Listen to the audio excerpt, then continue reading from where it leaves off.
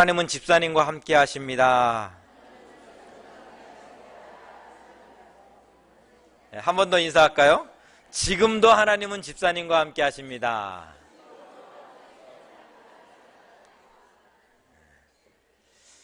그러면 제가 질문을 하나 드릴 테니까 마음속으로만 대답해 보십시오. 지금도 집사님이 하나님과 함께 하십니다. 옆에 이제 집사님이 저한테, 권사님이 저한테 권면해 주셨는데, 그럼 지금 나와 함께 하시는 하나님을 보고 있다, 만나고 있다, 경험하고 있다 하시는 분은 손으로 한번, 손 한 번을 들어. 속으로 손 한 번 들으니까 자신있게. 감사합니다. 그러니까 다윗이 될 수 있었던 이유, 또 요셉이 될 수 있었던 이유가 무엇일까 생각해 봅니다. 그러니까 성경이 소개하고 있는 믿음의 인물들은 공통된 어떤 모습이 한 가지가 있습니다. 그것은 인생을 살아가면서 어떠한 상황이 내 앞에 펼쳐진다 할지라도 하나님을 향한 그 시선이 흔들리지 않았다는 거예요. 제가 우리 놀라운 소식을, 정말 듣기 불편한 소식을 한 가지 이야기를 하면은, 우리 오늘 북한에서 또 핵실험을 했대요. 별로 안 놀라시네요. 아마 또 유엔 안보리가 열리겠죠. 그리고 또 막 대북 제재를 한다는 막 요란한 소리들이 있을 거예요. 그러니까 세상은 우리가 하나님께 집중하지 못하도록 늘 막 사고도 터지고 사건도 일어나고 환경들이 막 벌어집니다. 그러나 다윗이 될 수 있었던 이유, 요셉이 될 수 있었던 이유는 그 어떤 상황과 환경 속에서도 그들은 하나님을 향한 시선이 흔들리지 않았다는 거예요. 오전 예배에서 우리 목사님께서 말씀해 주신 것처럼 예배 시간에만, 이 시간에만 하나님을 바라보는 것이 아니라, 설교 시간에만 집중해 정말 하나님 나에게 하시는 말씀이 무엇인가 듣는 것이 아니라, 이 문을 나가서도 매 시간 순간순간 하나님이 나와 함께하고 있다는 것을 내가 느끼고 때로는 깨어있는 거죠. 깨어서 어떻게 하나님이 나의 삶을 이끌어 가시는가, 어떻게 말씀하시는가, 때로는 하늘빛으로 말씀하시기도 하시고, 때로는 떨어지는 낙엽으로도 말씀하시고, 때로는 정말 뉴스 속에서도 말씀하시고, 때로는 옆에 있는 집사님의 음성을 통해서, 믿지 않는 사람의 음성을 통해서, 표정을 통해서도 말씀하시는 그 하나님의 음성을 들을 수 있는 사람, 그 사람이 바로 하나님과 동행하는 삶을 사는 사람이라는 것입니다. 말씀 묵상 기도 훈련을 하려고 하니까 이게 뭐냐고 이렇게 묻는 분들이 있어요. 그래서 이 말씀 묵상 기도가 뭐냐고 묻는 분들이 많아서 그냥 간단하게만 소개하면, 말씀으로 임하시는 그 주님을 일상의 삶 속에서 만나는 훈련이에요. 그러니까 우리가 기도를 할 때 많은 기도의 제목들이 있잖아요. 그 기도의 제목들을 가지고 기도하는 것이 아니라 말씀을 가지고 기도하는 거예요. 여호와는 나의 목자시니 내게 부족함이 없습니다. 그 말씀을 붙잡고 기도하는 거예요. 말씀으로 임하신 그 하나님을 내가 만나는 거예요. 경험하는 거예요. 그 속에서 하나님의 위로를 걷고 소망을 걷고, 그 하나님이 나에게 어떤 영향력을, 내 삶 가운데 어떻게 내 삶을 이끌어 가시는 것을 바라보는지, 그 훈련이 말씀 묵상 기도 훈련입니다. 그러니까 기독교 전통에서는 렉시오 디비나라는 어떤 기도의 전통으로, 훈련법으로 계속해서 이렇게 전해져 오던 그런 훈련의 내용인데요. 그러니까 우리는 기도의 제목을 가지고 막 기도하다 보니까 열심히 기도한다고 기도하는데, 참 재밌는 것은 기도를 하다가 하나님을 놓쳐버릴 때가 있어요. 그러니까 자식이 아파서, 하나님 우리 자식 좀 고쳐주세요, 우리 자식 좀 장가가게 해주세요, 아들 딸 좀 낳게 해주세요, 이번에 또 손자 손녀가 병들었어요, 막 기도하다 보니까 수많은 기도의 제목들을 나열했는데, 그 기도의 제목과 함께 하시는 하나님을 놓치고 가더라는 거예요. 마음은 뭔가를 막 1시간 동안 부르짖어서 기도했는데, 기도가 끝나고 나갈 때, 저 문을 나갈 때 왠지 모를 답답함이 밀려오더라는 거예요. 그 이유가 뭘까요? 기도 속에서 하나님을 만나고 하나님을 바라봐야 되는데, 하나님을 놓치고 문제만 바라보다 가기 때문에 그런 일들이 생기는 거예요. 우리가 예수를 믿고 주님과 동행하는 삶을 산다고 하면서도, 우리가 늘 일상의 삶 속에서 내가 정말 하나님을 바라보지 못하는 것은 내 눈이, 내 귀가 다른 것들에 빼앗겨 있기 때문에 그렇습니다. 우리가 이렇게 그래요. 다윗처럼 살아야지요, 요셉처럼 살아야지요 하면 아멘 아멘 합니다. 다윗의 복을 나에게 달라고, 요셉의 복을 달라고 막 기도하기도 합니다. 그런데요, 정작 우리의 삶에서 다윗처럼 우리가 사라지는가, 요셉처럼 사라지는가 살펴보면 그렇지 못하다는 거예요. 요셉은 창세기 50장 20절에서 이렇게 고백합니다. 그러니까 당신들은, 여기서 당신은 형들이죠. 형들은 나를 해하려고 하였으나 하나님은 그것을 선으로 바꾸셔서 오늘과 같이 많은 사람의 생명을 구원하게 하였습니다. 그러니까 당신들은, 형들은 나를 막 미워서 팔아버렸지만 하나님은 그런 나를 사용하여서 그것을 선으로 바꾸셔서 많은 사람을, 생명을 살리는데 나를 사용하였습니다 라고 요셉은 고백하고 있는 거예요. 그러니까 요셉은 형들이 나를 정말 노예로 팔 때에도, 보디발의 집에서 억울한 누명을 쓰고 감옥에 들어갔을 때에도 나에게 억울함을 준 사람, 그 사람을 바라보고 때로는 억울한 상황들, 원망들을 바라보며 살아가는 것이 아니라 그 상황 속에서도, 그 시간 속에서도 나와 함께 하시는 하나님을 바라보았다는 거예요. 나와 함께 하시는 하나님을 바라보니까 형들은 비록 나를 미워서 애굽 땅에 나를 팔았지만 하나님은 아니더라는 거예요. 형들이 나를 이곳으로 보낸 것이 아니라 하나님이 나를 이곳으로 보낸 거더라는 거예요. 다윗이 시편 139편에서 이렇게 고백하죠. 내가 주의 영을 떠나 어디로 가며 주의 앞에서 어디로 피하리이까? 내가 하늘에 올라갈지라도 거기 계시며 스올에 내 자리를 펼지라도 거기 계시니이다. 내가 새벽 날개를 치며 바다 끝에 가서 거주할지라도 거기서도 주의 손이 나를 인도하시며 주의 오른손이 나를 붙드시리이다. 여러분, 하나님이 여러분과 함께 하시다는 거 믿으시죠? 그렇다면 그 하나님을, 나와 함께하고 있는 그 하나님을 보고 계십니까? 그 하나님을 느끼고 계십니까? 그 하나님을 경험하고 계십니까? 근데 다윗은 139편에서 고백하는 것을 뭐라고 고백하냐면, 그 하나님을 아침에 눈을 짱 뜨니까 하나님이 나를 쳐다보고 계시더라는 거예요. 저녁에 내가 잠을 자려고 딱 누웠더니 하나님이 나와 함께 하시더라는 거예요. 심지어 정말 사망의 골짜기, 지옥 구덩이 같은 곳에 내가 딱 떨어졌는데, 그 스올에 내 자리를 펼쳤는데 그 자리에서도 누가? 하나님이 함께 하시더라는 거예요. 내가 새벽 날개 치며 바다 끝에 거했어. 정말 세상 끝이라고 하는 그 자리, 이 자리에서는 하나님이 없을 거야. 이 절망의 자리에서 정말 하나님도 나를 외면했을 거야 라고 하는 그 자리에 딱 섰는데, 놀라운 거는 그 자리에서도 하나님이 나와 함께 하시더라는 거예요. 그 하나님을 다윗은 본 거예요. 만난 거예요. 그러니까 다윗이 시편 23편에서 고백하는 거예요. 여호와가 나의 목자시니까 나는 부족함이 없습니다. 나를 사망의 음침한 골짜기라 집어던진다 할지라도, 나를 음부의 권세에 집어던진다 할지라도 나는 부족함이 없습니다. 왜? 그 자리에서도 하나님이 함께 하시면 되니까. 하나님이 함께 하시니까 나는 괜찮습니다. 두렵지 않습니다 라고 고백할 수 있는 것입니다. 그런데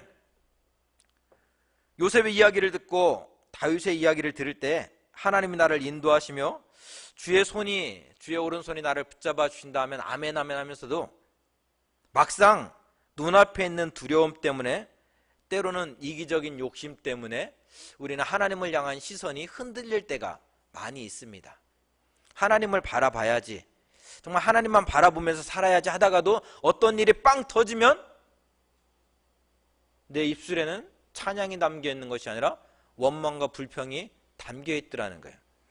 하나님을 바라보고 기도해야지라고 결단했는데 어떤 일이 빵 생기면 기도하는 모습보다는 사람들을 찾아다니면서 어떻게 하소연하는 모습들이 많더라는 거예요. 여호사밧은 히스기야, 요시야와 더불어서 이스라엘의 3대 형군이라 불리는 그런 사람입니다. 근데 이 말은 이스라엘에 수많은 왕들이 있었지만 그 많은 사람들이 하나님이 기뻐하시는 모습보다는 하나님이 싫어하시는 모습으로 살았다는 거예요.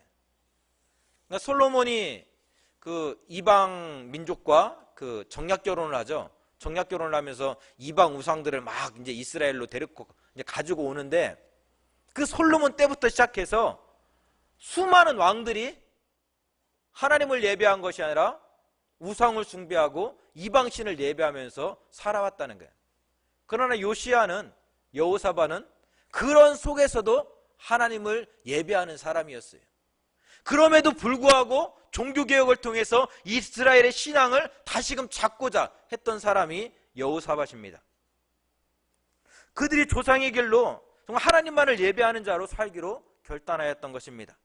그리하였을 때 하나님은 여호사밧에게 축복해 주셨는데, 그 축복이 어떠한 모습인가 역대하 17장 하단부에 보니까 여호사밧이 전쟁을 치르고자 했을 때 움직일 수 있는 병력이에요. 그러니까 정예 군대예요. 정예 군사. 그 군사가 116만 명이었다라고 말씀하고 있습니다. 이 116만 명은 농사 짓는 사람들이 아니에요. 방패를 들고 활을 쏘는 사람들이에요. 크고 용맹스러운 군사입니다. 그러니까 정예 군사들이에요. 이 116만 명이 감이 잘 안 오시죠? 우리나라 군대가 60만입니다. 북한이 70만이고 정말 세계에서 제일 정말 강대국이라 할 수 있는 미국의 군사가 140만 명입니다. 그런데 우리나라의 역사로 따지면 이게 고조선 시대예요. 고조선 시대. 고조선 시대에 지금 100만 대군을 가지고 있는 거예요. 어떨까요?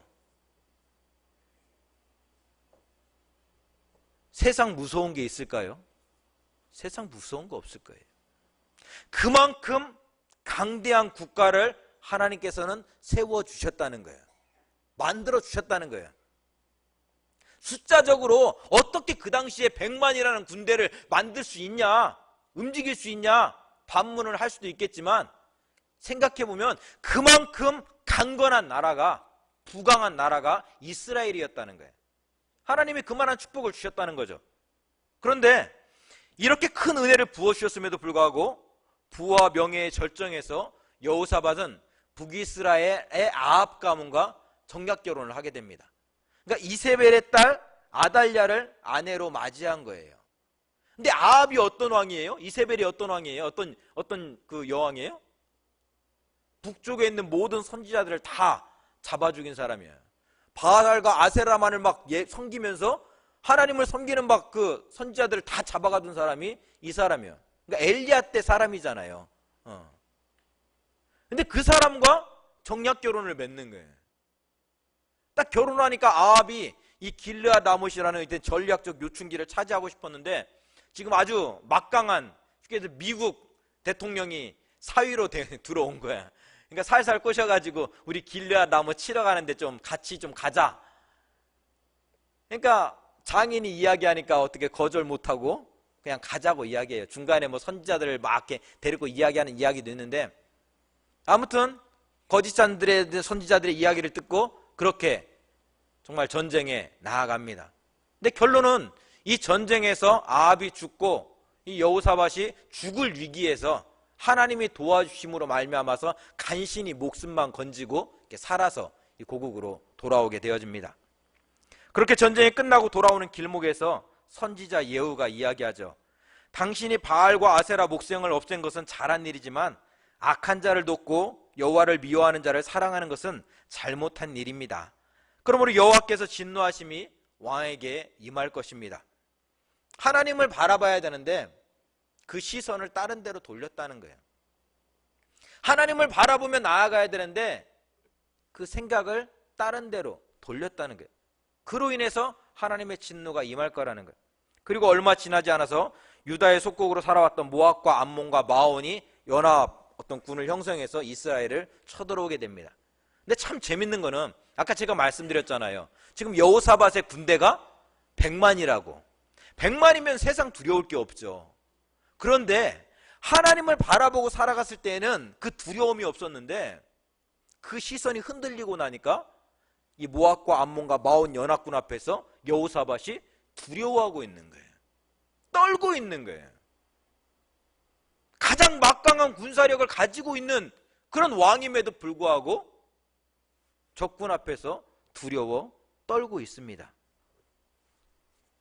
하지만 여호사밧이 알고 있는 게 있어요.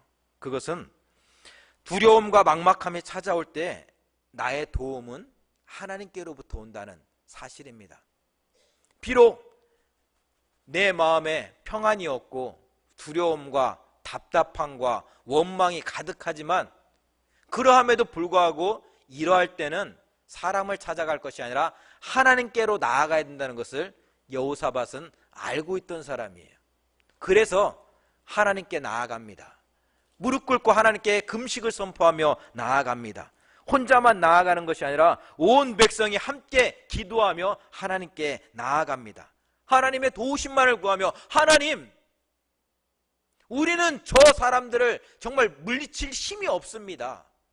인간적으로 보면 힘이 있죠. 왜 없어요? 그럼에도 불구하고 겸손히 하나님께 무릎 꿇는 거예요. 하나님의 도우심이 아니면 도저히 이 전쟁을 이길 수가 없습니다. 사람들은 나를 막 크다라고 이야기하지만 그렇지 않습니다.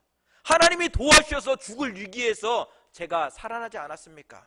하나님이 도와주지 않는다면 이 나라와 이 민족 무너질 수밖에 없습니다. 하나님 도와주십시오. 그렇게 기도하며 나아갑니다. 그때 하나님께서 야하시엘이라는 선지자를 통해서 정말 여호사밧에게 말씀하시죠. 이 전쟁은 너희에게 속한 것이 아니라 하나님께 속한 것이다. 그러니 너희는 두려워하지 말고 하나님이 함께 하심을 보라 라고 말씀하십니다. 조금 전까지만 해도 막 두려움에 휩싸였어요. 그런데 하나님께서 응답을 주세요. 이 전쟁은 너희에게 속한 것이 아니다. 이 전쟁은 나에게 속한 것이다. 너희는 두려워하지 말고 가만히 있어 주가 하나님 됨을 볼지어다. 어디서 많이 이 비슷한 이야기를 듣지 않았어요? 어디에서 나오죠? 홍해바다 건널 때 나오죠. 너희는 가만히 있어 주가 하나님 됨을 볼지어다. 홍해를 가르고 지나가는 것은 너희의 힘과 능력이 아니라는 거예요. 애굽을 치시기 위한, 애굽의 교만을 꺾기 위한 하나님의 방법이라는 거예요. 그러자 여호사밧이 전쟁을 치르는데요, 찬양대를 조직해요. 이 드고와 찬양대, 우리 하나님을 찬양합시다. 막 드고와 찬양대 조직해. 그래서 전쟁의 맨 앞자리에다가 이 찬양대를 딱 앞세우고 찬양하면서 나아갑니다. 그러니까 적국의 입장에서 보면 말도 안 되는 이야기죠. 쟤들 전쟁하러 나오는 거야, 지금 장난하러 나오는 거야. 근데 여호사밧의 입장에서는 그게 아니에요. 이 전쟁은 이미 끝난 전쟁인 거예요. 지금 여호사밧이 찬양을 하면서 나아가고 있다는 것은 승리를 선포하며 나아가고 있는 거예요. 그들과 싸우기 위해서 나가는 것이 아니라 이미 이 전쟁은 끝난 전쟁이라는 거예요. 하나님의 영광을 선포하고 하나님의 승리를 선포하기 위해서 찬양하며 나아가는 거예요. 그랬을 때 정말 여호사밧 그 군대의 손이 아니라 하나님께서 그들을 다 물리쳐 주셨습니다. 사랑하는 성도 여러분, 주님을 바라보며 나아갈 때 매일의 삶 속에서 나와 함께 하시는 주님과 동행할 때 우리 마음 가운데 있는 모든 두려움과 환난과 걱정이 변화해서 평안과 기쁨과 찬송이 되는 줄 믿습니다.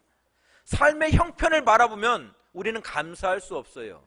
찬양할 수가 없어요. 그러나 나와 함께 하시는 하나님을 바라볼 때 우리는 승리를 선포하며 나와 함께 하시는 하나님을 찬양할 수 있는 것입니다.